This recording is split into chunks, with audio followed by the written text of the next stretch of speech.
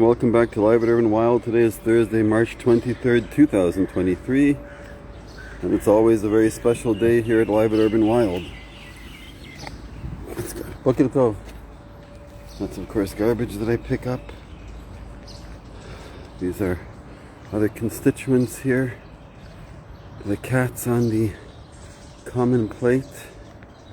And the common plates, the shared plates. That's an aggressive one here. The ones here on the side, including that shaggy one, the big green eyes, that's relatively new. There's the other cat in the background there picking at the food we put on the wall.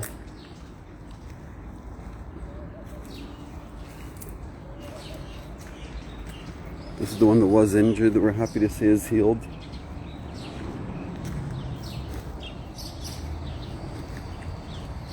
That was Fuzzy. And they're kittens and cats that have grown and matured into the population. All these cats and kittens here. All these tuxedo cats that we've seen grown and grow from kittens from when they were born.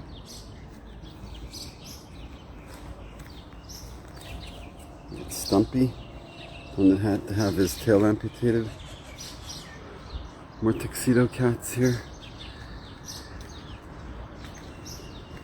Uncle Mike, or we also call him the Professor.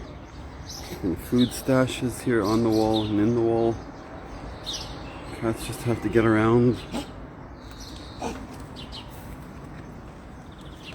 One of our water stations.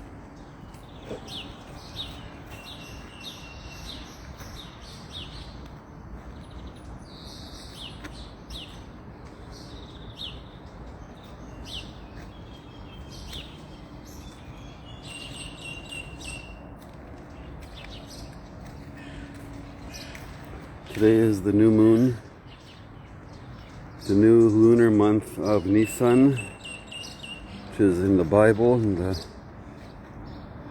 First Testament.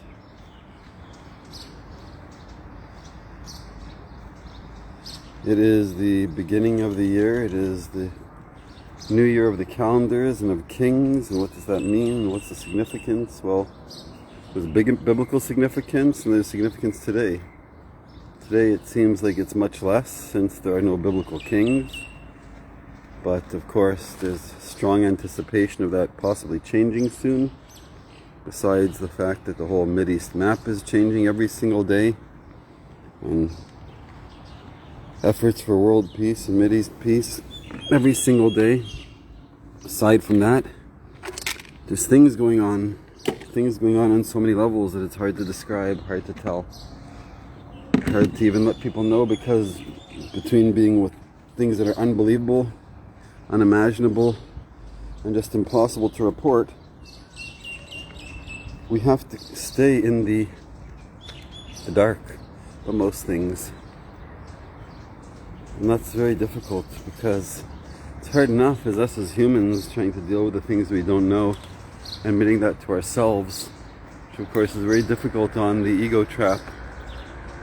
But it's even harder when we're responsible to other constituents, to other people, whether it's family, friends, children, parents, siblings, spouses, partners whether in life or in business.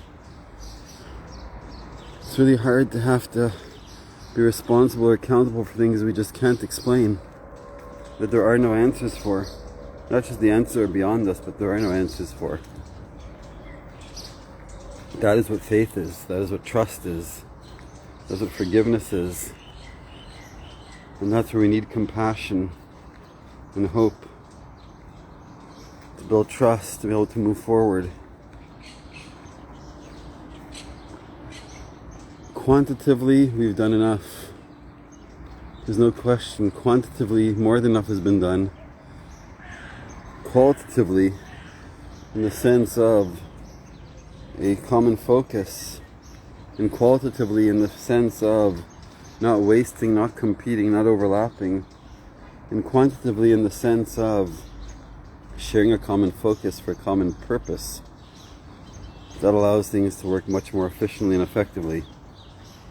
So we're hoping and praying with this new month, the quote-unquote Jewish tradition on the new month is based on a story during creation of when the Creator created the great luminaries, the two great luminaries. And as it says, and the great luminary called the sun, for the dominion, sorry, he didn't call the sun. The great luminary, which we call the sun, was the dominion of the day. And the small luminary was for the dominion of the night, which we call the moon. And if you read between the lines, there are commentaries that explain that what happened between the lines from two great luminaries, one great and one small, was a whole discussion, a whole negotiation, a whole event and incident that happened between the moon and the Creator. And of course, this doesn't make any sense. It almost sounds like idol worshipping or any other kind of heresy. But this is tradition to the point where it can be understood, and it can't be questioned to the point where it raises more questions. But the point being in the story was, as if to say at the end of the story, the whole purpose of that event that happened in creation was to teach the concept that even in theory,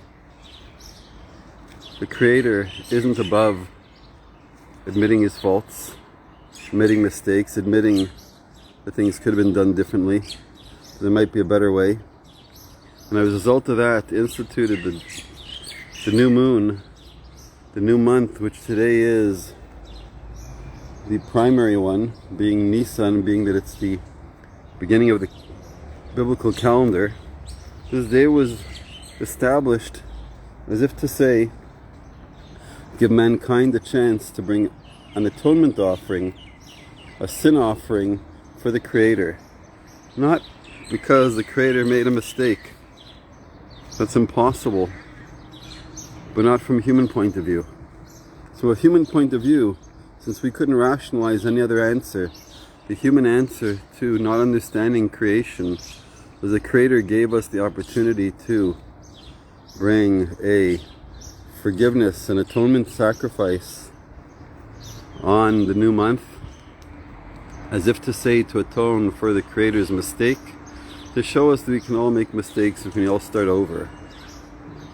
So the purpose of any new year, and especially every new month, with the renewal of the month and the renewal of the moon, which is why the biblical calendar follows the lunar cycle, is to teach us renewal, and to teach us no matter how dark things get, no matter how hard things get, and how diminished we get to the point of non-existence or feeling non-existence, there's always a chance to start over. And that is the message of the new moon, that is the message of the new month, and that is the message specifically of this month. It's also the inauguration of the tabernacle in the desert, where they found a place where they could honor and serve the Creator, even in exile. Unfortunately, instead of learning from that to bring sanctity and elevate our behavior wherever we are, instead of learning that from the message of the tabernacle in the desert, we've learned that it's okay to make mistakes, to keep making mistakes, to repeat the mistakes.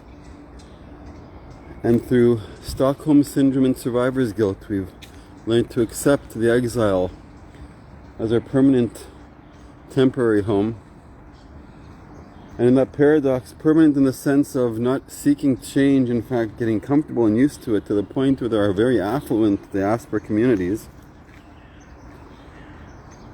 that would be hard-pressed to leave what they have for the redemption. So we're taught not to be satisfied with the diaspora mentality, not to be satisfied with the diaspora approach to things, and to elevate so that next year it's not a repeat of the cautionary tales of why we're still in the exile, but so we can finally say this year in the rebuilt Jerusalem, because Jerusalem's already rebuilt. Is the temple rebuilt? Well, it's been rebuilt and destroyed so many times that it's useless already. Since nobody can agree on to what we're supposed to be doing in the temple, what's the point? The temple was meant to be the transition point to elevate us to one knowledge, one understanding,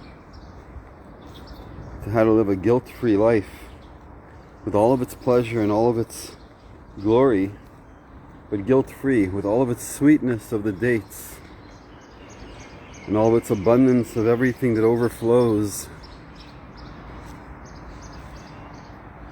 That is the abundance mentality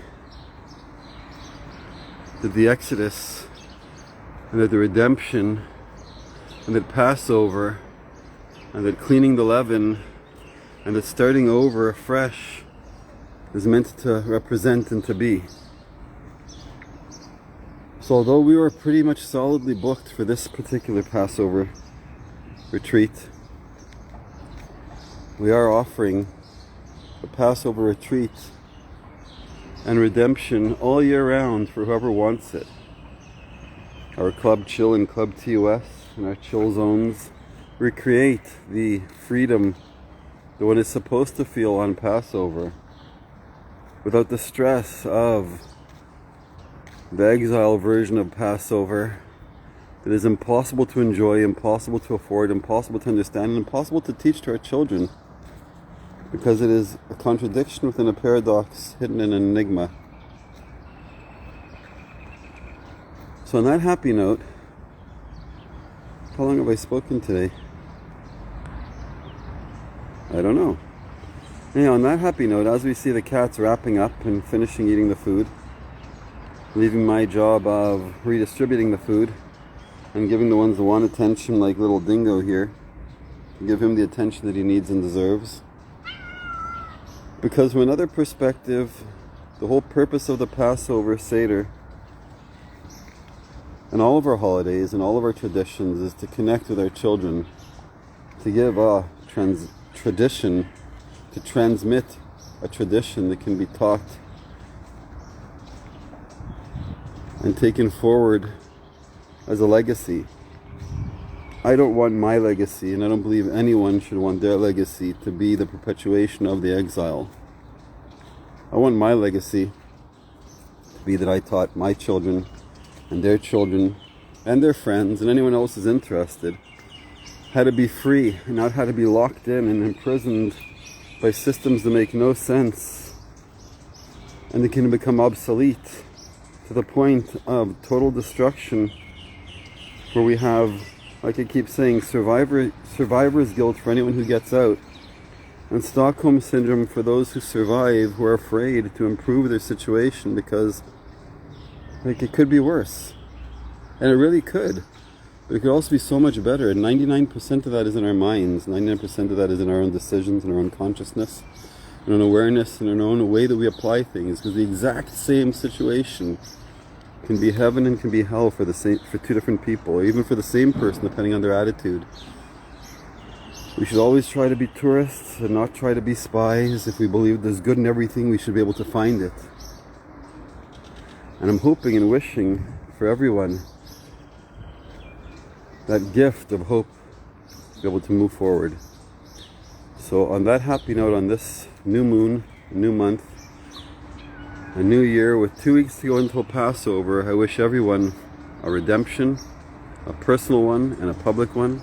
Wish everyone the courage to set themselves free, to ask the right questions, and to not give up until they get the right answers. And to join us online or in person, to learn how it can be done, because it can be done. Infinite love and gratitude.